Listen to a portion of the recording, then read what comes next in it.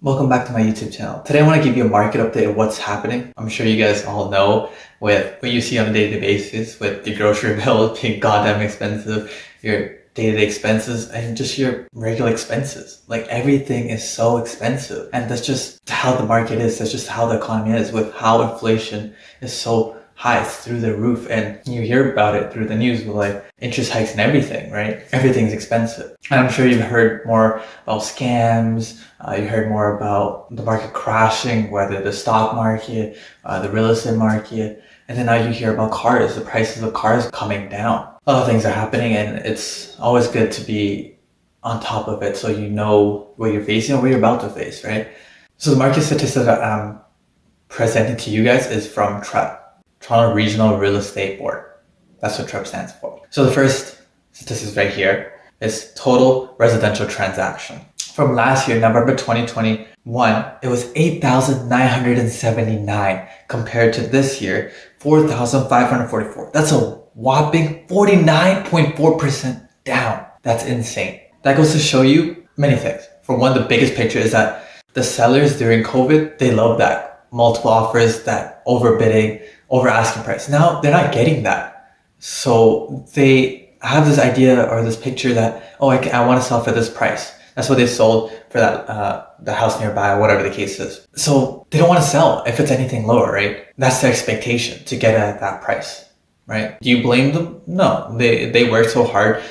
Maybe they bought it last year and they want to do a flip, whatever the case. They bought it this price. Now they can't get it at that price that they want to list it at. But 49.4%, that's insane.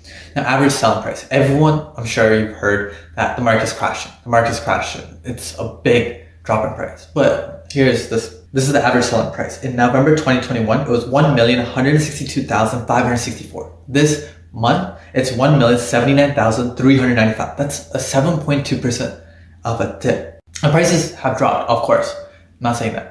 But not as much as people thought.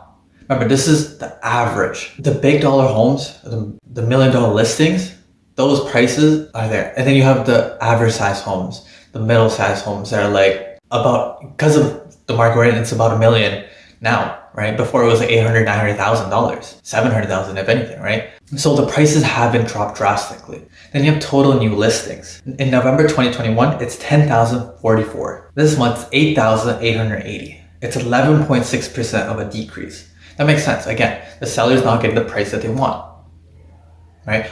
Or the buyer's waiting to see if they can get their dream home at a cheaper value.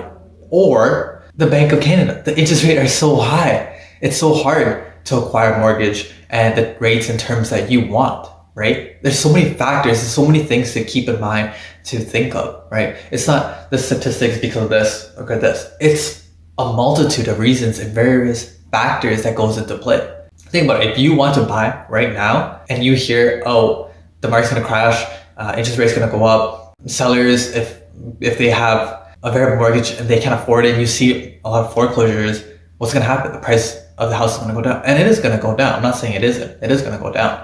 It's just how much? That's the real question. That's $1 million question, right? And the last one that I want to talk about is the property days on market. It's insane. It was 18 days on the market last year in November. This year, guess what? It's 33 days on the market.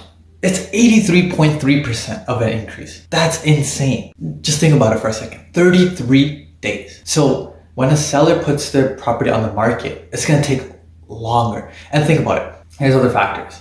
Did they overprice? People are waiting. So they're not going to put that offer until they really like that price or really like that home, or they can, generally just afford it, right? You're going to have to get a mortgage. There's so many other factors, right? There's so many things that goes into play. 33 days. During COVID, that was not so long ago, but it feels like it. It was just going off the market like that, over bidding, over asking, bully offers, stuff like that. Now you don't see it as much. You see like 1 or 2 offers. It all depends on how well they market that property and how well that price point is. If they put a price that no one's going to look into, say they market that property for $1,200,000, $1.2 million. This shouldn't be the case. It should be much lower because, yeah, they might have sold at that price months ago, but that was a different time. That was a different market. You can't do that anymore, right? You have to take into account what the inventory and what the supply and demand is right now if you want to sell that home. If you overprice it, no one's going to go visit it. It's out of their budget, right? They're going to wait for it to come down. And then you just lost a couple of days. You just lost a bunch of buyers. You lost a lot of time, money, and effort. And that's not what you want to do at the end of the day. So hopefully these statistics help paint a picture and what's to come. I will be doing one for the month of December, and we're going to transition to the next year where we're hearing news outlets and people and speculation that it is all unknown, right? But based on speculation is that it's just going to get worse. And we'll see what happens, right? Is it worth to wait, or is it the best time to buy? And those are questions I will be tackling. Thanks. Have a great day.